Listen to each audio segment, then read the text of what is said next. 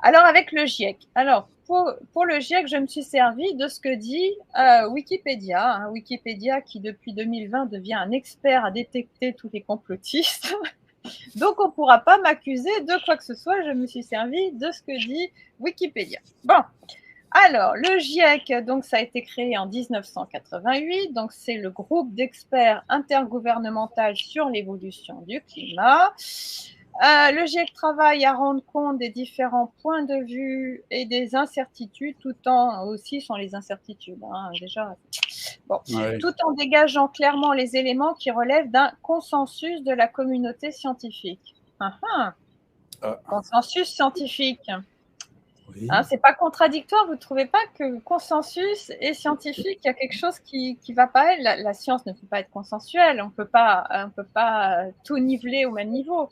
C'est contrairement à la politique d'ailleurs. La politique peut être consensuelle, c'est elle qui va faire la synthèse, mais pas la science. Ensuite, je continue donc l'exposé Wikipédia. Il a donc pour mission d'établir régulièrement une expertise collective scientifique sur le changement climatique. Les apports de ces documents sont utilisés par les décideurs politiques et en tant qu'outil d'information pour la société civile. Donc, ça veut dire qu'est posé d'entrée le postulat d'un changement climatique. On n'est pas en train de réfléchir sur s'il y a ou pas de changement climatique. Le groupe est expert sur la notion déjà posée d'emblée.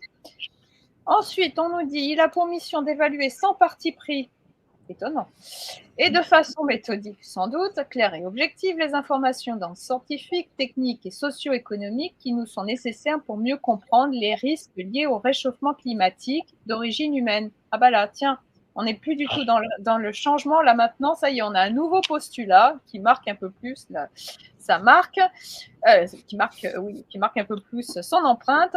Là, on nous parle d'un réchauffement climatique. Hein, tout à l'heure, Donc, on nous parlait le d'un réchauffement changement. climatique serait anthropologique, dû aux humains. Et en plus, oui, ce serait dû aux humains. Donc, ça fait deux choses. Enfin, là, du coup, trois. Donc, on a d'abord un changement climatique qui est posé comme postulat. Hein, ça s'appelle un biais cognitif, c'est-à-dire que du coup, on va trouver ce que l'on cherche. Oui, c'est ça. Donc, Oui. en fait, ce qu'on trouve n'est pas vraiment une trouvaille, j'allais dire. Hein. Bon. Oui.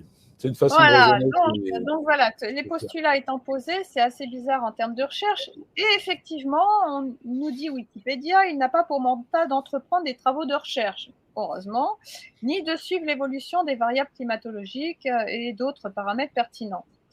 Donc, le GIEC est un organisme de recherche, mais n'est pas un organisme de recherche, pardon, mais un lieu d'expertise visant à synthétiser les travaux menés par des laboratoires du monde entier. On peut dire que cette synthèse, c'est ce qu'ils appellent consensus, sans doute, en fonction d'un problème précis pour lequel les États membres de l'ONU l'ont mandaté. L'Assemblée plénière du GIEC, qui comprend l'ensemble des représentants des gouvernements des nations constituant l'ONU, choisit le président du groupe. Donc, c'est l'ONU qui choisit le président du groupe. Donc, mandaté par l'ONU, c'est une émanation proprement politique. C'est ça. C'est Et bien la science qui est dirigée par le politique.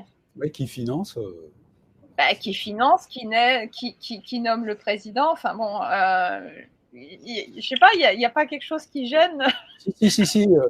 Démontrer qu'il y a bien un réchauffement climatique et que ce réchauffement climatique est dû à l'activité humaine. Allez, voilà, tant de dollars. Voilà. Allez, Et d'ailleurs, même Wikipédia, qui titre dans une de ses rubriques « De la science à la politique », qui mentionne les liens entre scientifiques, politiques, lobby économique et ONG environnementales. Et c'est pas moi qui le dis, c'est Wikipédia. Ah, bah alors, pourquoi ? Donc, il y a juste à lire certaines fiches pour comprendre la légitimité inquiétante, la légitimité un peu artificielle du GIEC. Bon, le GIEC dresse régulièrement. Manipulation peut-être. Légitimité, imposteur. Je sais pas. On est dans le flou là. Hein.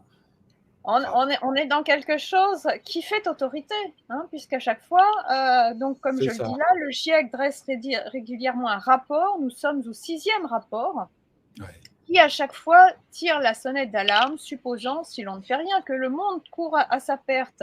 Nous offrons un discours apocalyptique, l'apocalypse, toujours la religion, où la décroissance est vendue comme un retour à l'essentiel. Eh oui, la décroissance, telle une propagande sous couvert de morale, en contradiction avec ce à quoi nous sommes encouragés dans nos sociétés capitalistes, puisque la consommation de chacun permet la fameuse croissance, cet indicateur qui détermine actuellement la puissance d'un pays. Tu vois, c'est une forme d'injonction paradoxale.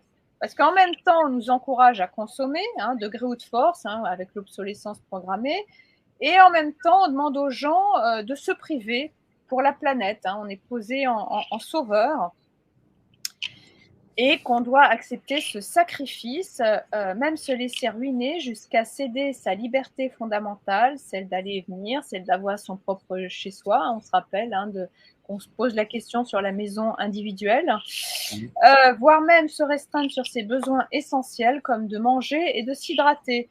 Voilà, alors le GIEC, tel le Vatican de l'écologisme, je l'ai appelé, nous dressons la mission de sauver la planète, nous indiquant le bien et le mal dans nos comportements de consommateurs, usant comme toute religion de la culpabilité, de la honte, une doxa, un discours moralisateur où les non-croyants sont des écolo-sceptiques, c'est-à-dire que quand tu n'adhères pas, tu es un écolo-sceptique, c'est nouveau méchant, voire bientôt c'est hérétique. Est-ce qu'on va avoir une chasse aux sorcières au risque du bûcher? Depuis le 5 novembre, d'ailleurs on le voit aussi sur mon site et sur Twitter, quand Macron parle d'état d'urgence écologique, qu'entend-il par là? Ah non, état d'urgence sanitaire, état d'urgence Alors écologique. après l'état d'urgence, là c'est pas du tout une blague, c'est bien ce que j'avais dit. Malheureusement, il semblerait que j'ai raison.